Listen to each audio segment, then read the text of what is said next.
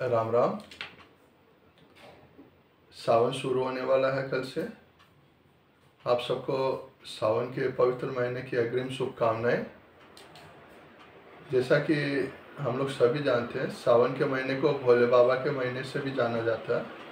यह बहुत पवित्र महीना होता है। बहुजन पूरे सावन का व्रत भी करते हैं, कावड़ भी चढ़ाते हैं भोले बाबा पर, और भी अपने अपने तरीके से पूजा करते हैं, रुद्राभिषेक भी करवाते हैं। तो इसी के बारे में बात करेंगे कि सावन में आप क्या क्या कर सकते हैं। अपनी कुंडली के हिसाब से, अपने ग्रहों के हिसाब से आप क्या कर सकते हैं। सबसे सरल जो उपाय होते हैं वही मैं इस वीडियो में आपको बताने जा रहा हूँ, जो आप सावन में कर सकते हैं आसानी से। तो वीडियो को आगे बढ़ाते हैं, शुरू करते हैं। जैसे आप सभी जानते हैं, भोले बाबा भोले हैं। वो खाली एक लोटे जल से भी खुश हो जाते हैं। उनको कुछ नहीं चाहिए, वो सन्यासी हैं, पहाड़ में बैठे हैं, शमशान में बैठे हैं, ना कोई महल, ना कोई सोना चांदी, कुछ नहीं। और बहुत जल्दी वो खुश भी हो जाते हैं, और वो सब पे खुश हो जाते हैं, चाहे वो देवता हो, चाहे राक्षस असुर कोई भी हो, सबको वरदान दे देते हैं। उन्हीं भोले बाबा का महीना अब शुरू हो रहा है। अब जैसे मैं आपको इस वीडियो में कुछ उपाय बताऊंगा। उपाय मतलब आपको क्या वस्तु भोले बाबा पे यानी शंकर भगवान पे चढ़ानी है वो बताऊंगा। लेकिन जो आप वस्तु चढ़ा रहे हो वो सिर्फ एक एप्लीकेशन है, आपकी तरफ से एक अर्जी है कि मेरी ये तकलीफ है या मेरे इस ग्रह से मेरे को प्रॉब्लम हो रही है, मेरे कुंडली में इस ग्रह की प्रॉब्लम चल रही है। ये एप्लीकेशन एक संकेत है खाली, आप जो भोले बाबा को दे रहे हो। अब वो भगवान के हाथ में, महादेव के हाथ में, कि वो आपकी अर्जी मंजूर करते हैं या नहीं करते हैं। वो अर्जी मंजूर करते हैं सिर्फ आपके मन की भावना पर, आपके अंदर के भाव कैसे हैं।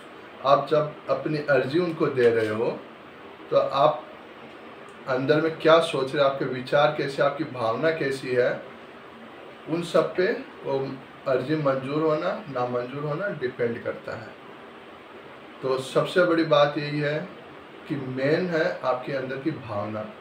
आप कितने भी चतुर बन जाओ, चालाक बन जाओ, कुछ भी कर लो, लेकिन आप अपने अंदर की भावना महादेव से नहीं छुपा सकते हो। तो कोई भी वस्तु, कुछ भी चढ़ाना सिर्फ एक एप्लीकेशन देना है, एक संकेत है महादेव को। क्योंकि आप जो भी चढ़ा रहे हो वो कोई भी चीज़ महादेव की पहुँच से बाहर नहीं है। आप जल चढ़ा रहे हो तो जल आपने बनाया नहीं बनाया, वो सब भगवान ने बनाया है। आप चावल चढ़ा रहे हो वो भी भगवान का है। जो भी आप चढ़ा रहे हो वो भगवान की देन है। आप भगवान की देन को ही भगवान पे अर्पित कर रहे हो, लेकिन मन की भावना अहम है। अब इसको और आगे बढ़ाते हैं वीडियो को। जैसे अगर आपकी कुंडली में चंद्रमा दूषित है, आपको चंद्रमा से संबंधित परेशानी हो रही है, तो आप सावन के पूरे महीने में आप शिव जी पर जल चढ़ाइए। अच्छा, मैं जितने उपाय बता रहा हूँ उनमें सब में कॉमन है बेलपत्र, वो सभी में चढ़ाए जाएंगे, ठीक है।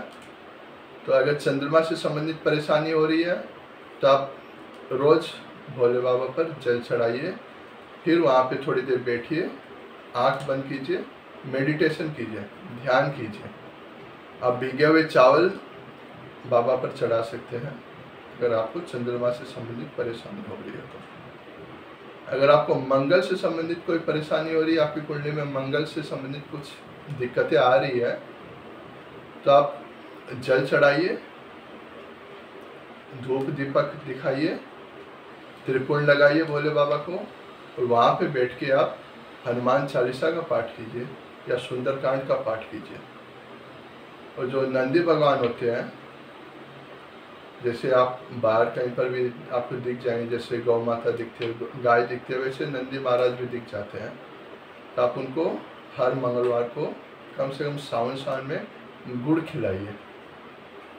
अगर बुध से संबंधित परेशानी है तो आप नंदी को हरा चारा खिलाइए। शिव जी के आगे आप बैठिए और पंचाक्षर स्तोत्रम का पाठ कीजिए। बृहस्पति से संबंधित अगर कोई परेशानी चल रही है तो आप केसर मिश्रित जो जल होता है वो शिव जी पर चढ़ाइए। दारिद्र्य दयानम स्तोत्रम है शिव जी का, आप उसका पाठ कीजिए। अगर शुक्र से संबंधित कोई परेशानी चल रही है तो आप दही चढ़ाइए, भोले बाबा पर आप दही चढ़ाइए, वहाँ पे बैठिए और ध्यान कीजिए बाबा का। अगर शनि राहु केतु अगर इनसे संबंधित कोई परेशानी चल रही है तो आप काले तिल चढ़ाइए और वहाँ पर बैठ के आप पूजा कीजिए, पंचाक्षर मंत्र का जाप कीजिए आप। अगर आपको हेल्थ और वेल्थ की प्रॉब्लम है तो आप घी चढ़ाइए, शहद चढ़ाइए। अगर आपका मन अशांत रहता है तो आप नारियल पानी चढ़ाइए मन की शांति के लिए। अगर आपको हेल्थ की प्रॉब्लम हो रही है, बार बार बीमार होते हैं, तो आप भोले बाबा पर गन्ने का जूस, गन्ने का रस चढ़ाइए। तो इस तरह से अलग अलग ग्रह या अलग अलग परेशानी के लिए आप अलग अलग चीज़ें बाबा पर चढ़ा सकते हैं। लेकिन इनका नियम है, जैसे आप ये सब चीज़ें चढ़ा रहे हो तो पहले आप जल चढ़ाइए, फिर चीज़ चढ़ाइए जो सामान मैंने सामग्री बताई है, फिर वापस उनको शुद्ध स्नान करवाइए साफ पानी से। फिर आप उनको त्रिपुण लगाइए, तिलक कीजिए, धूप कीजिए, दीपक जलाइए। दीपक पहले से जला के छोड़ दीजिए, दीपक जलता रहेगा जितनी देर पूजा चलेगी। और जितनी देर आप ये जो जल वगैरह जो सामग्री चढ़ा रहे हैं, ओम नमः शिवाय का पाठ करते रहिए। फिर वहाँ पे कुछ देर बैठिए, आप स्तोत्रम का पाठ कीजिए, मंत्र का जाप कीजिए। अगर आपको बहुत ज़्यादा प्रॉब्लम है तो आप महामृत्युंजय मंत्र का जाप कीजिए। आप ये सब वहाँ पे बैठ के शांत दिमाग से कीजिए। और सबसे बड़ी बात है, सामग्री इम्पोर्टेंट नहीं है। जैसे मैंने आपको बोला, ये सिर्फ एक संकेत है, एक माध्यम है बताने का कि मेरे को इस ग्रह से संबंधित परेशानी हो रही है, तो बाबा आप मेरा ये काम करो, आप ये ग्रह को ठीक करो, इसके फल मेरे लिए ठीक करो। ये सामग्री सिर्फ एक संकेत है, भोले बाबा को आप बता रहे हो। मेन है आपके मन की भावना, वही आपकी एप्लीकेशन है। उसी से आपकी जो अर्जी है वो मंजूर हो रही है नहीं हो रही है, वो आपके मन की भावना पर डिपेंड करता है। तो आप भोले बाबा का जो महीना आ रहा है उसमें आप पूरा लाभ उठाइए। अच्छा, जैसे मैंने अलग अलग ग्रह का बताया है, अगर आप पूरे महीने हर दिन कर सकते हो तो सबसे उत्तम है। अगर कुछ कारण से, कुछ परेशानी से पूरे महीने ये उपाय नहीं कर पाते हो, तो जैसे जिस ग्रह का जो दिन होता है उस दिन आप कीजिए, मतलब हफ्ते में एक बार। जैसे अगर मंगल से संबंधित परेशानी है तो जो सावन में जितने मंगलवार आ रहे हैं तो हर मंगलवार कीजिए। बृहस्पति से संबंधित परेशानी है तो सावन में जितने बृहस्पतिवार आ रहे हैं आप हर दिन, हर बृहस्पतिवार को आप ये उपाय कीजिए। अगर आप 300 दिन कर रहे हैं, मतलब पूरा सावन कर रहे हैं, तो बहुत अच्छी बात है, सबसे उत्तम है। दूसरी बात, जैसे सावन का महीना बहुत पवित्र महीना माना जाता है, तो जैसे पूरे साल भर कभी भी मांस मदिरा नशा का तो सेवन करना ही नहीं चाहिए।